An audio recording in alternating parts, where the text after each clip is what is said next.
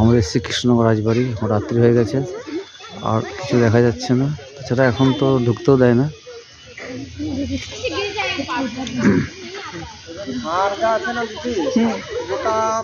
পুজোর সময় আর দোলের সময় এরা ঢুকতে দেয় সাধারণ মানুষকে।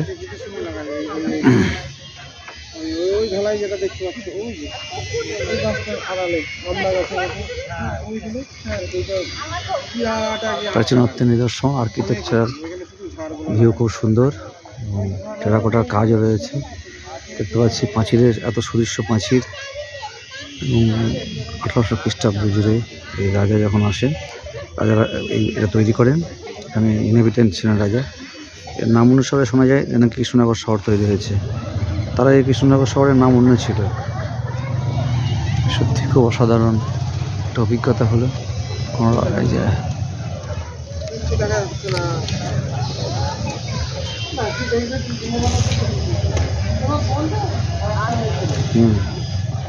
মানে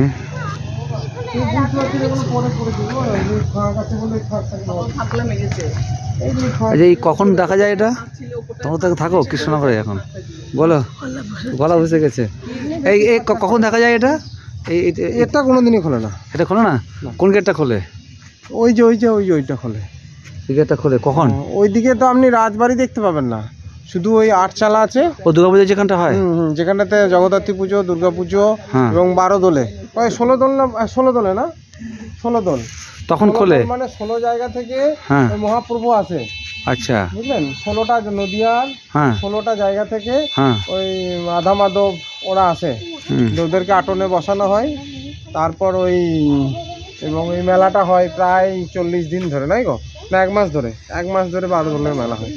এবং রাজবাড়ি দেখা যায় না? না, রাজবাড়ি অ্যাক্সেস নেই কারোর, ওরাই শুধু ঢোকাপড়া করে রাজবাড়ি। এখন তো রানী দেখেছি আছে। হ্যাঁ, রানীরা থাকে, ভিতরে কেয়ারটেকার আছে, ওরা থাকে। হ্যাঁ, আস্তে আস্তে মাঠটাকেও ঘিরে নেবে, মাঠটা আর ব্যবহার করতে দেবে না।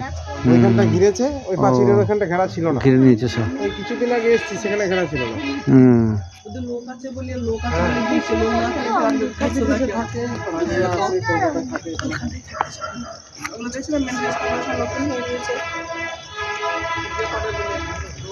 দেখাশোনা করে বলে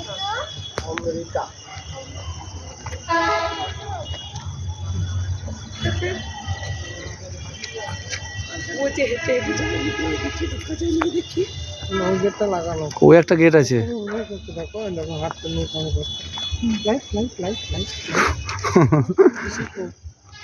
খুব খুশি, ভালো লেগেছে এখানে, সত্যি খুব ভালো লাগছে।